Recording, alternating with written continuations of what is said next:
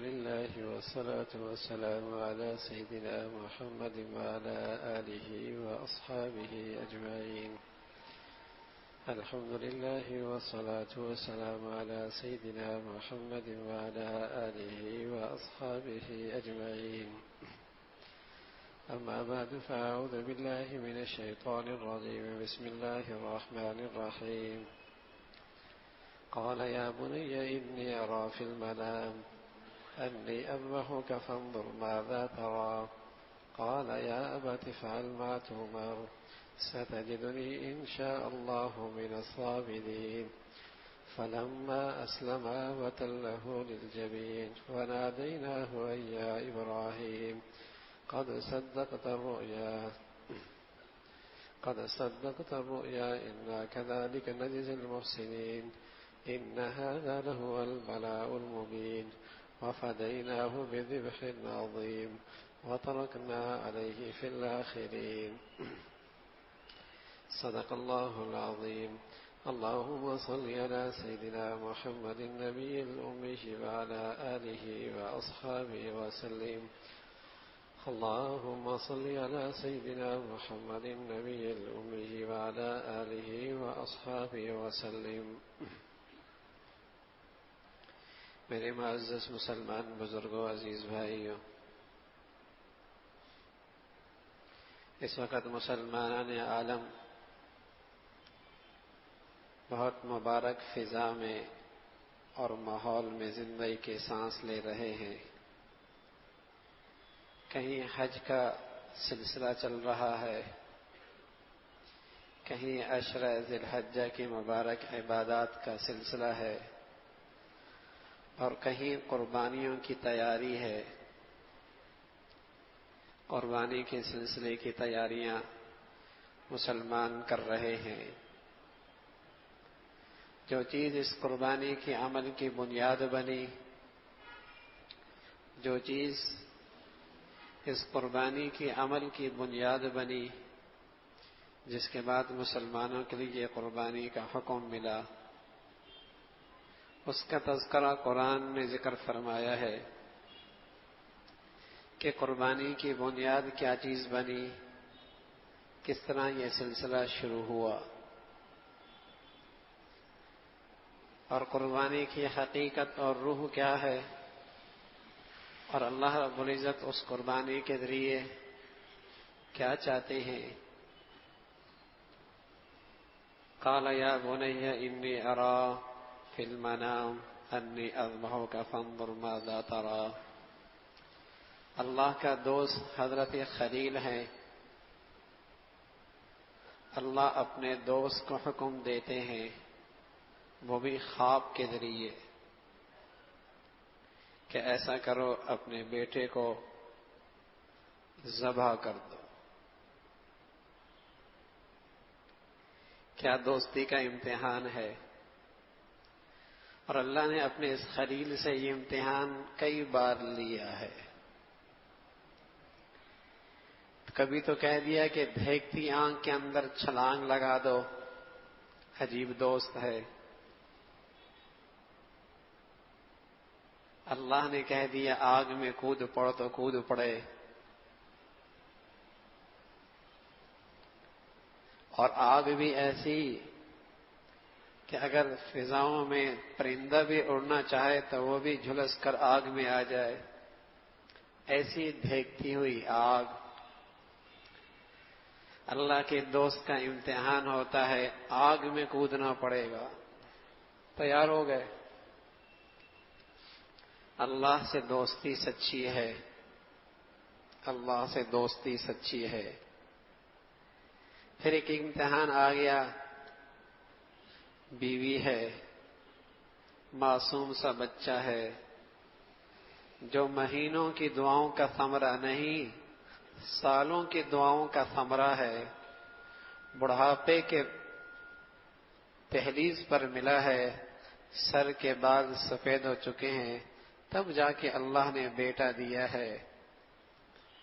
اللہ نے کہہ دیا اس معصوم سے بچے کو فی واد غیر ذی زرع ایسی وادی میں جہاں زندگی کا کوئی نام و نشان نہیں، جاؤ چھوڑ کے آ جاؤ۔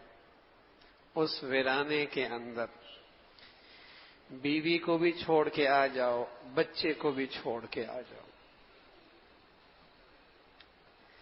لیکن اللہ سے دوستی وفاداری سچی تھی، تیار ہو گئے۔ واقعہ لکھا ہے، حکم یہ بھی تھا کہ آپ نے بات نہیں کرنی، بس چھوڑ کے آ جانا ہے۔ جب اس وادی میں بچے کو بھی چھوڑنے لگے، جوان بیوی کو بھی چھوڑنے لگے، جہاں زندگی کا کوئی نام و نشان نہیں، نہ انسان نام کی کوئی چیز، مشکیزے میں تھوڑا سا پانی، وہ بھی کب تک، اور مکہ کے وہ کالے پہاڑ،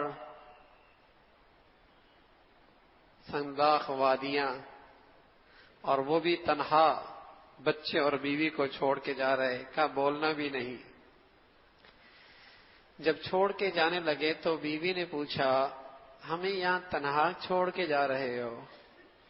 خاموش رہے۔ پھر اس نے پوچھا، پھر خاموش رہے، پھر اس نے پوچھا، پھر خاموش رہے۔ آخر اس نے کہا، اللہ کے حکم سے چھوڑ کے جا رہے ہو؟ اللہ کے حکم سے؟ تو حضرت ابراہیم علیہ الصلوۃ والسلام نے ہاں میں سر ہلایا۔ خاتون بھی کیا خاتون تھی، کہنے لگی، اذا لا یضیعنی، اگر اللہ کے حکم پہ چھوڑ کے آ رہے ہو تو پھر وہ اللہ ہمیں ضائع نہیں کرے گا۔ اذا لا یضیعنی، پھر اللہ ہمیں ضائع نہیں کرے گا۔ تصور کیجئے ذرا، کیسا دوستی کا امتحان چل رہا ہے۔ تو یہ ایک اور امتحان آ گیا، جب بیٹا انگلی پکڑ کے ساتھ چلنے کے قابل ہوا، کچھ زندگی کا سہارا بننے لگا۔ فلما بلغ معه السعی، انگلی پکڑ کے ساتھ چلنے لگا، کچھ کرنے کے قابل ہوا، زندگی میں کچھ معاونت کرنے لگا۔ اللہ نے کہا اپنے اس دوست سے کہ ایسا کرو، اسے میرے خاطر ذبح کر دو، اسے میرے خاطر ذبح کر دو۔ سبحان اللہ، آج کا انسان تو بے دین لوگوں کے پروپیگنڈے سے اتنا متاثر ہوتا ہے کہ بکرا ذبح کرتے ہوئے سوچتا ہے کہ اس کا فائدہ کیا ہوگا،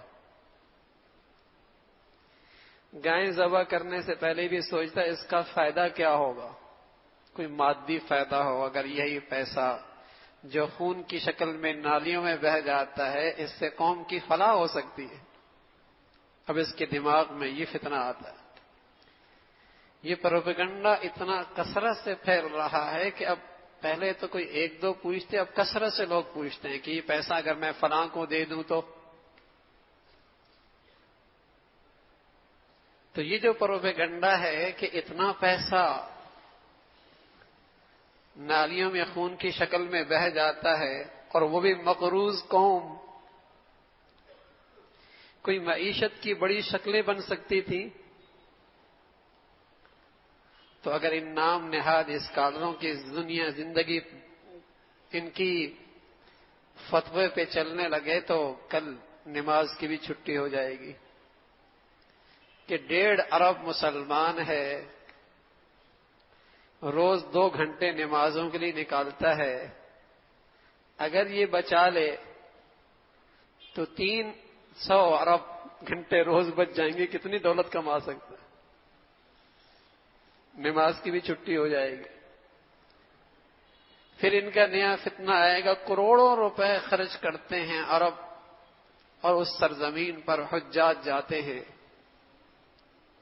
اس سے نہ جانے کتنی معاشی شکلیں ہو سکتی ہیں، کیا ضرورت ہے کروڑوں روپے حج پہ خرچ کرنے کی، اس کی بھی چھٹی ہو جائے گی۔ تو میرے عزیزو، کوئی حضرت ابراہیم نے تو یہ سوال نہیں کیا، اللہ اس میں کیا حکمت ہے، کیا فلسفہ ہے، کیا لوجک ہے، عقل کی ڈبیوں میں یہ بات نہیں آ رہی کہ اپنے بیٹے کو اپنے ہاتھ سے ذبح کر دوں۔ اس میں کیا حکمت ہے؟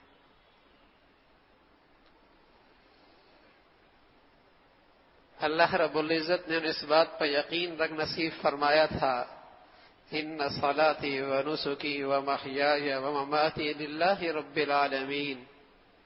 نماز بھی بڑھیا چیز، قربانی بھی بڑھیا چیز، لیکن اللہ کی خاطر زندگی اور موت سب اللہ کی خاطر. جینے کا مقصد ہی اپنے اللہ کو راضی کرنا ہے،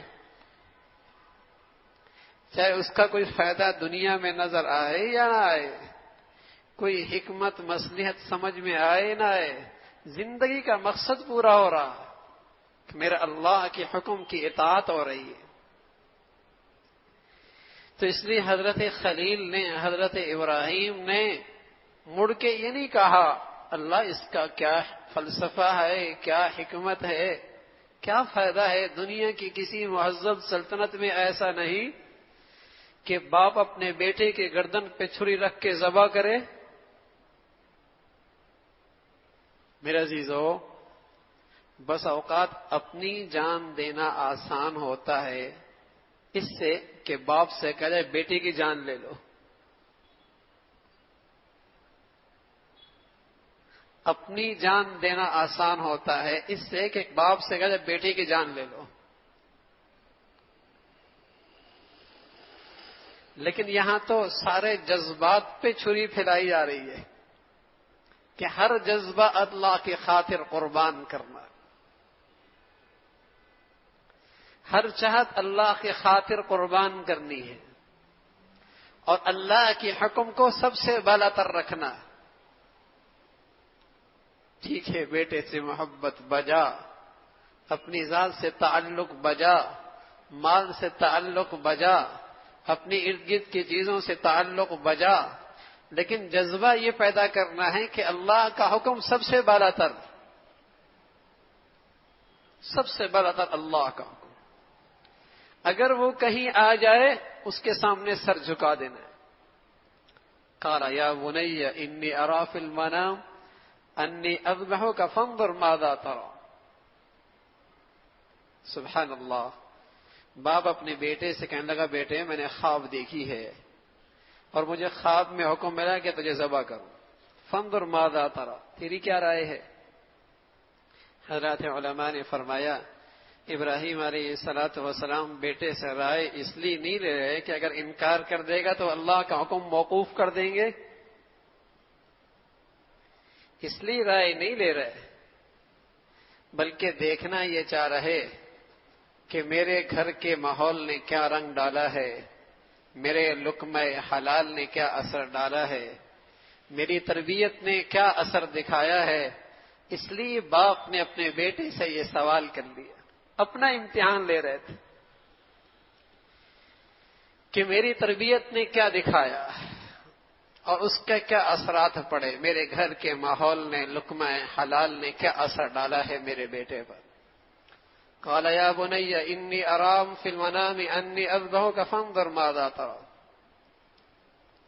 قال یا ابت افعل ما تؤمر. سبحان اللہ. کہنے لگا ابا جان، وہ بھی خلیل کا، اللہ کے خلیل کا بیٹا ہے. کہنے لگے ابا جان کر ڈالیے جس کا آپ کو حکم ملا ہے، کر ڈالیے. اگلی بات اس سے بڑی جاندار، ستجدنی انشاءاللہ من الصابرین. میں پورے عزم کے ساتھ، پوری قوت کے ساتھ اور پورے ارادے کے ساتھ اللہ کی خاطر ذبح ہونے کے لیے تیار ہوں، لیکن میں ہوں، میرا نفس کیا ہے، اس لیے میں بھروسہ اپنے اللہ پہ کروں گا. سبحان اللہ. میں پورے عزم کے ساتھ تیار ہوں ذبح ہونے کے لیے، لیکن بھروسہ میرا اپنے اللہ پر ہے. ستجدنی انشاءاللہ من الصابرین. انشاءاللہ، اللہ نے چاہا تو آپ مجھے صبر کرنے والوں میں پائیں.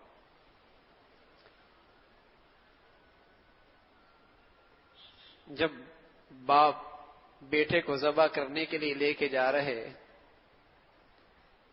مینا کی وادی میں، وہاں ذبح کرنے کے لیے لے گئے، سجا کر تیل لگا کر، سرما لگا کر بیٹی کی قربانی اللہ کو پیش کرنے جا رہے ہیں۔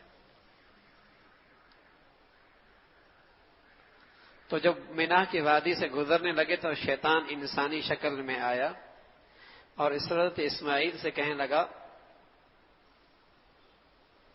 تجھے ذبح کرنے لے کے جا رہے ہیں۔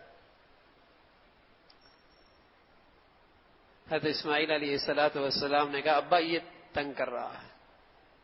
آپ نے اسے کنکریاں ماری، زمین میں دھنس گیا۔ پھر آگے بڑھے، پھر وہ اٹھا، پھر اس نے وہی اشارہ کیا تجھے ذبح کرنے لے کے جا رہا ہے۔ پھر آپ نے کنکریاں ماری، پھر زمین میں دھنس گیا۔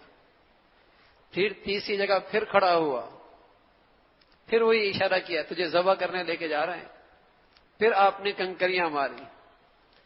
حضرت ابراہیم علیہ السلام کی یہ کنکریاں، شیطان کو مارنا، یہ نفرت کا اظہار اتنا پسند آیا کہ حاجی سے کہا حج نہیں قبول ہوگا جب تک کہ تو حضرت ابراہیم کی نقل نہیں اتارے گا۔ 3 جمرات لگا دیے کہ یہاں نفرت کا اظہار کرنا۔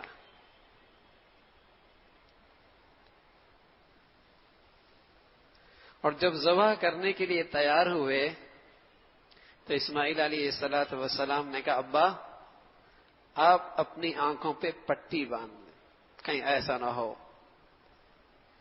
کہ میری آنکھیں آپ کے چہرے پہ پڑیں اور میرے جسم پہ آپ کی نگاہیں پڑیں، کہیں اللہ کے حکم کے پورا کرنے میں تاخیر نہ ہو جائے۔ اور ابا ایک بات اور بھی کر لیں، زہر چھری چلے گی، میرا جسم حرکت کرے گا، ٹانگیں ہلیں گی، خون کے چھینٹے کپڑوں میں پھیل جائیں گی، کپڑے داغدار ہو جائیں گے، چھینٹے مختلف حصوں پہ لگیں گے۔ ابا میرے کپڑوں کو سمیٹ لینا، کہیں ایسا نہ ہو کہ یہ خون کے دھبے دیکھ کر میری اماں کہیں پریشان نہ ہو جائے۔ اور ابا ایک کام اور بھی کر لیں، کہیں ایسا نہ ہو کہ نگاہیں نگاہوں کے ساتھ مل جائیں تو اللہ کے حکم میں کہیں تاخیر نہ ہو جائے، اس لیے آپ مجھے پیشانی کے بل لٹانا۔ فلما اسلم وتلہ للجبین، فلما اسلم وتلہ للجبین، باپ ذبح کرنے کے لیے تیار اور بیٹا ذبح ہونے کے لیے تیار۔ حضرات علماء نے لکھا ہے زمین و آسمان حیران ہے کہ اللہ دوست نے اپنے دوست کو کیسا حکم دیا ہے، اور یہ کیسا دوست ہے کہ اپنے دوست کی دوستی میں اپنے بیٹے کے گردن پہ چھری چلانے لگا ہے۔